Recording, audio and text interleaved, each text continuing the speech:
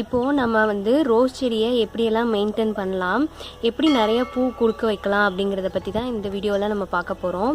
நீங்கள் பாருங்கள், நாங்கள் எங்கள் வீட்டில் வச்சுருக்க ரோஸ் செடியில் எல்லாத்துலேயுமே வந்து அதிகமாக மொட்டு இருக்கும், நிறைய பூவெல்லாம் பூத்துருக்கும். இதை நாங்கள் டெய்லி அந்தளவுக்கு மெயின்டைன் பண்ணுறதுனால தான் எங்களுக்கு இந்த மாதிரியெல்லாம் அழகழகாக பூ கொடுக்குது. நாங்கள் வந்து 15 நாளைக்கு ஒருக்கா இந்த ரோஸ் செடி மேலே பஞ்சகாவியம் வந்து ஒரு மூடி அளவுக்கு பஞ்சகாவியத்தை வந்து 1 லிட்டர் தண்ணியில் கலந்து எல்லா இலையிலையும் படுற அளவுக்கு ஸ்ப்ரெட் பண்ணி நாங்கள் தெளிப்போம்.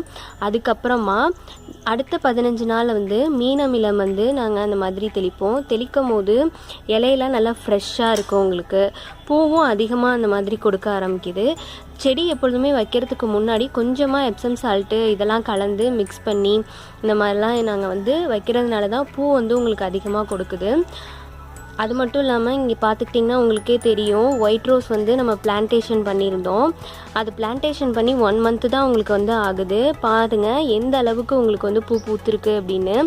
ஒரு செடியில் இவ்வளோ அளவுக்கு பூ பூத்துருக்குன்னு பாருங்கள். அது மட்டும் அவ்வளோது வச்சுருக்கு. நாங்கள் எங்கள் வீட்டில் வந்து அரிசி களையிற தண்ணி, அப்புறம் வந்து காய்கறி கட் பண்ணுற வேஸ்ட்டு இதெல்லாம் வந்து நாங்கள் த்ரோ பண்ண மாட்டோம். அதெல்லாம் வந்து நாங்கள் ஈவினிங் டைமில் செடிக்கு தண்ணி ஊற்றும் போது மிக்ஸ் பண்ணி அதை செடிக்கெல்லாம் நாங்கள் கலந்து கொடுக்கறதுனால தான் இந்த அளவுக்கு வந்து உங்களுக்கு பூ பூத்துருக்கு. இந்த ரோஸ் செடி சும்மா வந்து 20 ருபீஸ்க்கு தான் நான் வந்து வாங்கினேன் நர்சரியில். இப்போ பார்த்துக்கிட்டிங்க அப்படின்னா இது வந்து நான் வந்து பிளான்டேஷன் பண்ணி ஒரு 1 வீக்கு தான் ஆகுது. இது நல்லா ஓரளவுக்கு கிளையெல்லாம் வெடித்து வருது. இது வாங்கி வைக்கும் போது ரொம்ப சின்ன செடியாக இருந்தது.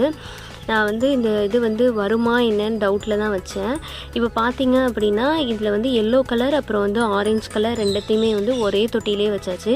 இதை வைக்கிறதுக்கு முன்னாடி நாங்கள் வந்து என்ன பண்ணோம் அப்படின்னா எப்சம் சால்ட், கொக்கோ பிட்டு இதெல்லாம் போட்டு தான் நாங்கள் இந்த செடியை வச்சோம். இது இந்த அளவுக்கு வந்து நல்லா க்ரோத் ஆகி வருது. இதில் பூ பூத்துருந்தது. பூ பூத்ததுக்கப்புறமா நாங்கள் அதை வந்து கட் பண்ணி எடுத்துட்டோம். இதோட க்ரோத் வந்து இப்போதைக்கு ரொம்பவே நல்லா இருக்குது. நான் வந்து ஒயிட் ரோஸ் செடி வந்து பிளான்டேஷன் பண்ணும் போதே உங்களுக்கு வந்து இந்த செடியை ஃபஸ்ட்டு காமிச்சிருப்பேன். இதில் வந்து நிறைய பூ பூத்துருக்கும் உங்களுக்கு. இப்போ இதில் வந்து பூ பூக்கலை, இப்போ தான் முட்டு வச்சுருக்கு. ஏன்னா பூவெல்லாம் பூத்து முடிஞ்சிருச்சு. இதை வந்து எங்களுக்கு இந்த கலர் ரொம்ப பிடிச்சிருக்கு அப்படிங்கிறதுனாலையும் எங்கள் பாப்பாவுக்கு இந்த பூ ரொம்ப பிடிக்கும். அதனால் வந்து நாங்கள் இன்னொரு செடி இதில் வந்து பதியம் பண்ணி பார்க்கலாம் அப்படின்னு சொல்லிட்டு நாங்கள் இதில் வந்து இன்னொரு செடி வந்து பதியம் பண்ணி வச்சுருக்கோம். இதுலேருந்து ஒரு 2 நாளைக்கு முன்னாடி தான் இதை வந்து நானும் என் ஆன்ட்டியும் வந்து பதியம் பண்ணோம். இது க்ரோத் ஆனதுக்கப்புறம் உங்களுக்கு நான் வந்து காமிக்கிறேன் எப்படி இருக்குன்னு. இப்போ பார்த்தீங்கன்னா இந்த வேரை சுற்றிலும் வந்து நாங்கள் வந்து தேங்காய் உரிக்கிற நார் இதெல்லாம் போட்டு வச்சுருக்கோம். இது எதுக்காக போட்டு வச்சுருக்கோம் அப்படின்னா இனிமேல் வரது வெயில் காலம் உங்களுக்கு.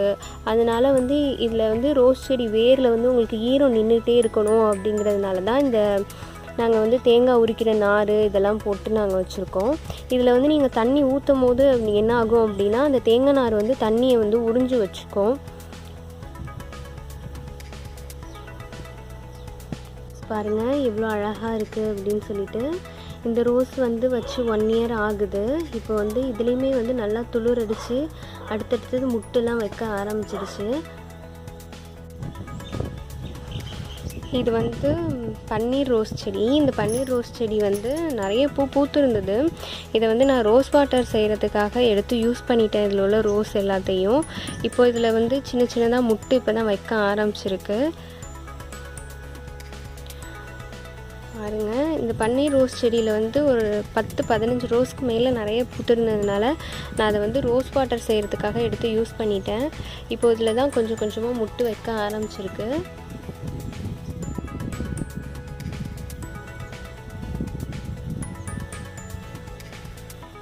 ஈவினிங் டைம் இந்த செடிக்கு தண்ணி ஊற்ற வரும்போதே இந்த ரோஸோட ஸ்மெல் வந்து ரொம்பவே நல்லா இருக்கும்.